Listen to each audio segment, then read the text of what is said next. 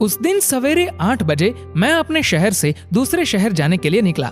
मैं railway station पहुंचा, पर देरी से पहुंचने के कारण मेरी ट्रेन निकल चुकी थी। मेरे पास दोपहर की ट्रेन के अलावा कोई चारा नहीं था। मैंने सोचा कहीं नाश्ता कर लिया जाए। बहुत जोर की भूख लगी है। मैं होटल की ओर जा रहा था। अचानक रास्ते में मेरी नजर फुटपाथ पर बैठे 2 बच्चों पर पड़ी।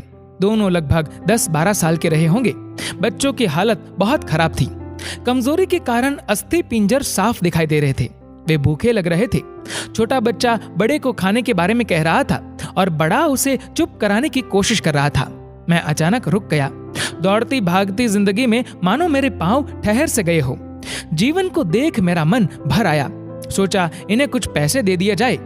मैं उन्हें 10 रुपए देकर आगे बढ़ गया। तुरंत मेरे मन में एक विचार आया, कितना कंजूस हूं मैं। 10 रुपए का क्या मिलेगा? चाय तक ढंग से न मिलेगी।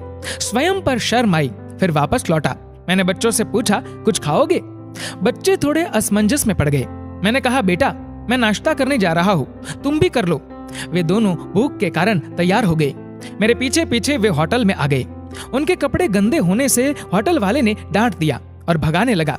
मैंने कहा, भाई साहब उन्हें जो खाना है वो उन्हें दो, पैसे मैं दूंगा। होटल वाले ने आश्चर्य से मेरी ओर देखा। उसके आंखों में उसके बर्ताव के लिए शर्म साफ दिखाई दी। बच्चों ने नाश्ता, मिठाई व लस्सी मांगी। सेल्फ सर्विस के कारण मैंने नाश्ता बच्चों को लेकर दिया। बच्चे जब खाने लगे, उनके चेहरे की खुशी कुछ निराली ही थी।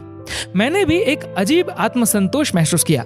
मैंने बच्चों को कहा, बेटा अब जो मैंने तुम्हें पैसे दिए हैं उसमें 1 रुपए का शैम्पू लेकर हैंडपंप के पास नहा लेना और फिर दोपहर शाम का खाना पास के मंदिर में चलने वाले लंगर में खा लेना। और मैं नाश्ते के पैसे चुकाकर फिर अपनी दौड़ती दिनचर्या की ओर बढ़ निकला। वहां आसपास के लोग बड़े सम्मान के साथ देख रहे थे। होटल वाले के शब्द आदर में परिवर्तित हो चुके थे।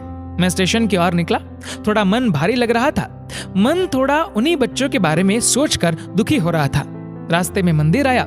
मैंने मंदिर की ओर देखा और कहा, हे भगवान आप कहाँ हो? इन बच्चों की यह हालत, ये भूख, आप कैसे चुप बैठ सकते हैं? दूसरे ही क्षण मेरे मन में विचार आया, अभी तक जो उन्हें नाश्ता दे रहा था वो कौन था? क्या तुम्हें लगता है तुमने वह सब अपनी सोच से किया? मैं स्तब्ध हो गया। मेरे सारे प्रश्न समाप्त हो गए। ऐसा लगा जैसे मैंने ईश्वर से बात की हो। मुझे समझ आ चुका था हम निमित्त मात्र है। उस परम पिता परमात्मा की लीलाएं वो ही जानता है, इसलिए वो महान है।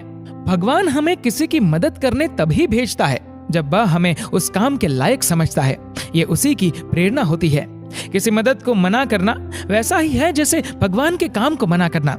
इसलिए जहां तक हो सके, संभव हो, आप किसी की मदद करने में सक्षम हो तो उसकी मदद अवश्य करें।